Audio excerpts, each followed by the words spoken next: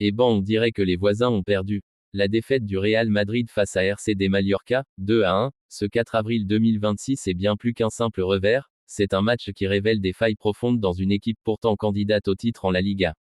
Bonsoir à toutes et à tous, c'est Cheikh Barça qui vous parle, on commence. Un contexte sous haute tension avant ce match. Le Real Madrid était engagé dans une lutte acharnée pour le titre avec son rival historique, le FC Barcelona. Chaque point comptait, et affronter Mallorca, une équipe supposée plus faible sur le papier, semblait être une formalité. Mais dans le football moderne, surtout en Liga, aucun match n'est facile, et Mallorca l'a prouvé avec brio. Le décor, son mois en fusion, le match s'est déroulé au stade de Mallorca, dans une ambiance électrique. Les supporters locaux ont joué un rôle crucial, poussant leur équipe à se surpasser face à l'un des plus grands clubs du monde. Dès les premières minutes, on sent que Mallorca ne veut pas subir. Pressing intense, duels engagés, bloc défensif compact. Le Real, lui, tente d'imposer son style basé sur la possession. Première mi-temps, domination stérile et punition. Le Real Madrid commence fort, Kylian Mbappé multiplie les accélérations, le milieu madrilène contrôle le rythme, plusieurs occasions sont créées mais un problème apparaît rapidement, le manque de finition. En face, Mallorca reste discipliné et attend son moment.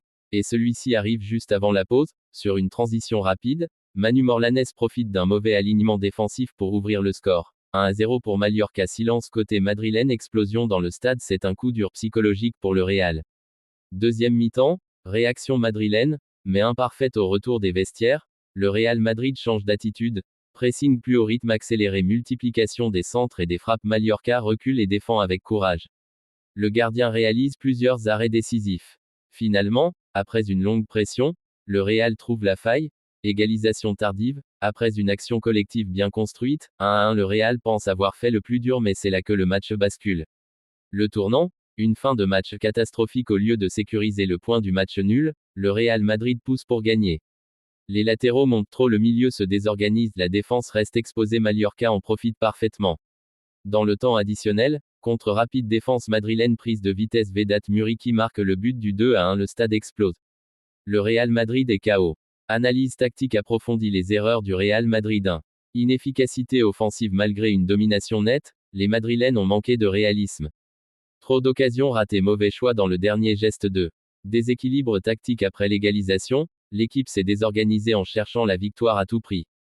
3. Défense fébrile, mauvais marquage sur le premier but, mauvaise gestion du contre sur le second. 4.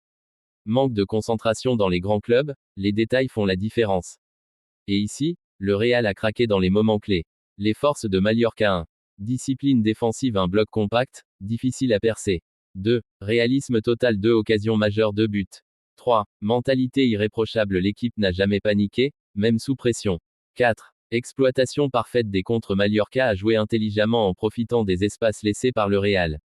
Les conséquences au classement, cette défaite a un impact énorme. Le Real Madrid perd des points précieux, le FC Barcelona peut prendre l'avantage, la course au titre est relancée pour Mallorca. Victoire prestigieuse, boost moral énorme, points cruciaux pour le maintien, les joueurs marquants côté Real Madrid. Kylian Mbappé, dangereux mais inefficace milieu de terrain, domination sans impact décisif, défense, point faible du match côté Mallorca. Manu Morlanes ouvre le score, Vedat Muriqi, héros du match, gardien, décisif à plusieurs reprises, une défaite révélatrice. Ce match montre plusieurs choses importantes sur le Real Madrid.